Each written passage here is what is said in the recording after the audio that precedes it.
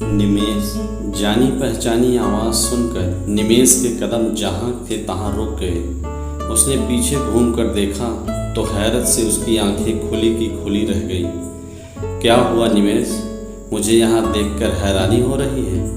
अच्छा यह बताओ तुम दिल्ली कब आए? उसने निमेष से एक साथ कई सवाल किए, लेकिन निमेष ने उसके किसी भी सवाल का कोई जवाब नहीं दिया और चुपचाप आगे बढ़ गया। वह भी उसके साथ साथ आगे बढ़ गई। कुछ दूर निमेष के साथ चलते हुए उसने झिझकते हुए कहा, निमेष, मैं काफ़ी अरसे से दिल पर भारी बोझ लेके जी रही हूँ। कई बार सोचा कि तुमसे मिलूं और मन की बात कहकर दिल का बोझ हल्का कर लूं, मगर आज हम मिल ही गए तो क्यों न तुमसे दिल की बात कहकर मन हल्का कर लूं। निमेष, मैं पास में ही रहती हूँ, तुम्हें कोई एतराज़ न हो तो हम वहाँ साथ थोड़ी देर बैठकर बात कर लें। निमेष के पैर वहीं ठिठक गए। उसने ध्यान से उसके चेहरे को देखा। उसके चेहरे पर गुजारिश के भाव थे जो निमेष की चुप्पी को देखकर निराशा में बदल रहे थे। निमेष, अगर तुम्हारी इच्छा नहीं है तो रहने दो, उसने मायूस होते हुए कहा। निमेष ने उसके मन के दर्द को महसूस करते हुए धीरे से कहा, कहाँ है तुम्हारा घर? उधर उस चौल में, उसने सामने की तरफ इशारा करके कहा। लेकिन मैं ज़्यादा देर तक तुम्हारे साथ रुक नहीं पाऊंगा। जो कहना हो जल्दी कह देना। उसने हाँ में गर्दन हिला दी। ठीक है चलो, कहकर निमेष उसके साथ चल दिया। निमेष का साथ पाकर उसको जो खुशी हो रही थी उसे कोई भी महसूस कर सकता था। खुशी से उसके चेहरे की लाली ऐसे चमकने लगी मानो सालों से बंजर पड़ी जमीन पर अचानक हरी भरी फसल लहलहाने लगी हो। उसके रूखे और उदास चेहरे पर एकदम ताजगी आ गई। थोड़ी दूर चलने के बाद वह चाल में बने छोटे से घर के सामने आकर रुकी और दरवाजे पर लटकते ताले को खोलकर निमेष को अंदर ले गई। निमेष, तुम यहाँ बैठो, मैं अभी आई, कहकर वह दूसरे कमरे में चली गई। जमीन पर बिछे बिस्तर पर बैठा निमेष उस छोटे से कमरे की एक एक चीज को ध्यान से देखने लगा। तभी उसकी नज़र सामने की मेज पर रखे एक फ़ोटो फ्रेम पर जाकर अटक गई, जिसमें निमेष के साथ उसका फ़ोटो जड़ा हुआ था। वह फ़ोटो उसके अपने शादी के 1 महीने बाद कस्बे की नुमाइश में खिंचवाया था। अपनी माँ के कहने पर माँ ने तब उससे कहा था, बेटा तेरी नई नई शादी हुई है, जा विमला को नुमाइश घुमा ला, और हाँ, नुमाइश में विमला के साथ एक फ़ोटो ज़रूर खिंचवा लेना। पुराना फ़ोटो देखकर गुजरे समय की यादें ताज़ा हो जाती हैं। माँ की बात याद आते ही निमेष का मन भर आया। एक तो पिता की अचानक मौत का दुख, दूसरे नौकरी के लिए उसे नोएडा चले जाना।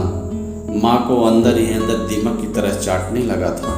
निमेष ने कई बार माँ को अपने साथ शहर ले जाकर किसी अच्छे डॉक्टर से इलाज करवाने को भी कहा, लेकिन वह गांव से हिलने के लिए राजी नहीं हुई।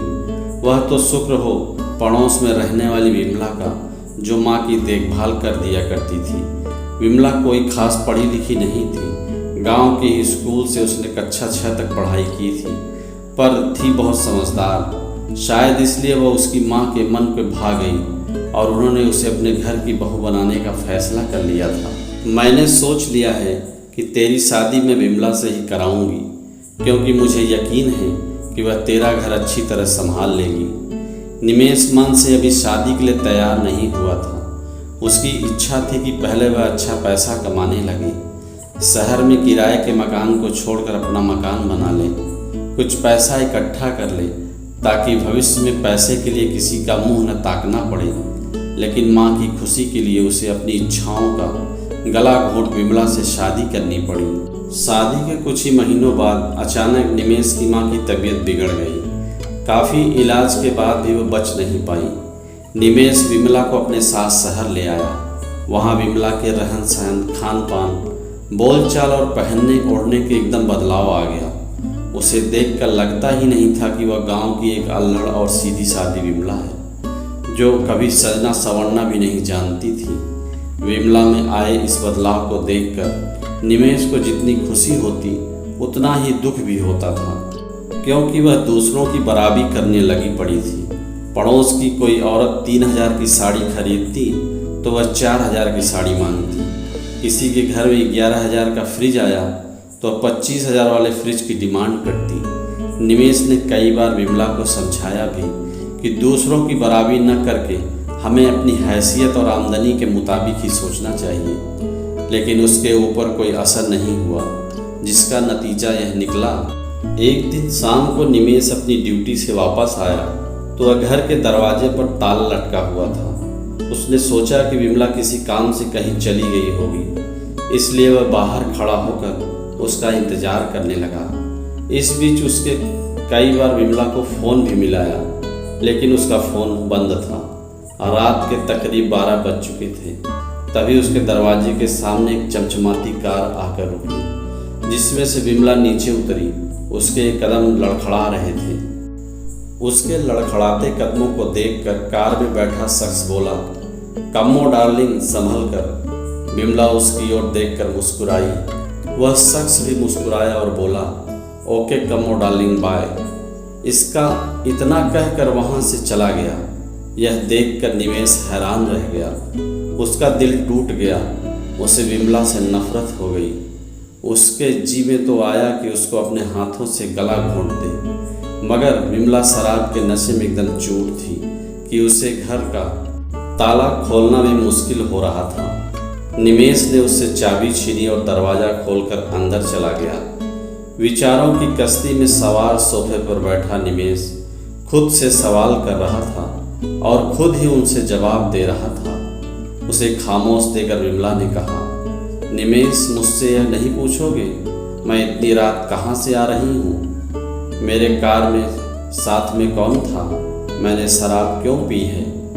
मैं तुम्हें अंधेरे में नहीं रखना चाहती, सब कुछ साफ साफ बता देना चाहती हूँ। मैं विवेक से प्यार करती हूँ निमेश। मैं तो तुम्हें छोड़कर विवेक के पास चली गई थी, लेकिन वह चाहता था कि मैं तुम्हें अंधेरे में न रखकर अपने प्यार के बारे में बता दूँ, मगर मैं तुम्हें कुछ भी बताने की हिम्मत नहीं जुटा पा रही थी, इसलिए मुझे शराब का सहारा लेना पड़ा। विमला, मैं तुमसे यह नहीं कहूँगा कि तुम मेरे साथ बेवफाई की है, क्योंकि यह सब कहने का कोई फ़ायदा भी नहीं होगा।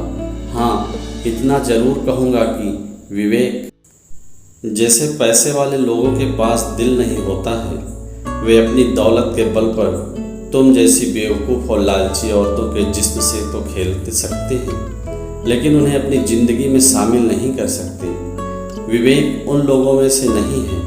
वह मुझसे सच्ची मोहब्बत करता है। ऐसा तुम इसलिए कह रही हो क्योंकि इस समय तुम्हारे दिमाग पर विवेक और उसकी दौलत का नशा छाया हुआ है, पर हकीकत जल्दी ही तुम्हारे सामने आ जाएगी। इतना कहकर निमेश विमला के पास से उठकर दूसरे कमरे में चला गया।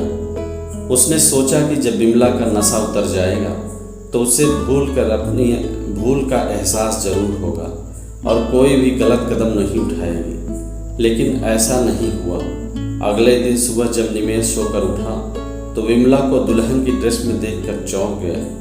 वह विमला से कुछ कहता, इससे पहले ही वह बोल पड़ी, निमेश, अच्छा हुआ तुम जाग गए, वरना मैं तुमसे मिले बिना ही चली जाती। कहाँ चली जाती? आज विवेक ने मुझे एक अलग फ्लैट लेकर दिया है, मैं और वह साथ रहेंगे। विमला की यह बात सुनकर निमेश को ऐसा झटका लगा जैसे उसके कान पर किसी ने बम फोड़ दिया हो। उसी समय विवेक ने कार का हॉर्न बजा दिया, जिसे सुनकर विमला उठ खड़ी हुई और अपना ब्रीफकेस उठाकर बोली, मैं जा रही हूँ, हो सके तो मुझे माफ़ कर देना। निमेश चुपचाप उसे जाता देखता रह गया। वह चाहता तो उसे रोक भी सकता था, फिर भी उसने ऐसा नहीं किया, क्योंकि वह जानता था जिस विमला ने अपनी इच्छाओं को पूरा करने की गरज से उसकी भावनाओं को भी नहीं समझा, उसे रोकने से भी क्या फ़ायदा। निमेश, विमला की आवाज़ ने निमेश की यादों की कड़ी को तोड़ दिया। ऐसा लगा जैसे 15 साल पहले मिले जख्म फिर से हरे हो गए, जिसकी टीस को वह बर्दाश्त नहीं कर पाया और चुपचाप वहाँ से उठकर जाने लगा।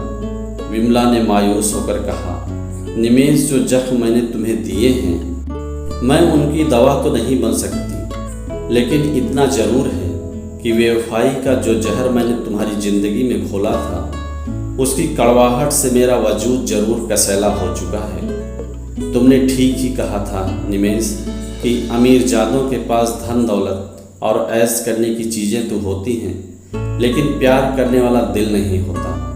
काश उस समय मैं तुम्हारी बात मान लेती और अपनी इच्छाओं को काबू कर पाती, तो विवेक जैसा धोखेबाज, चालबाज और मक्कार इंसान मेरी ज़िंदगी बर्बाद नहीं कर पाता।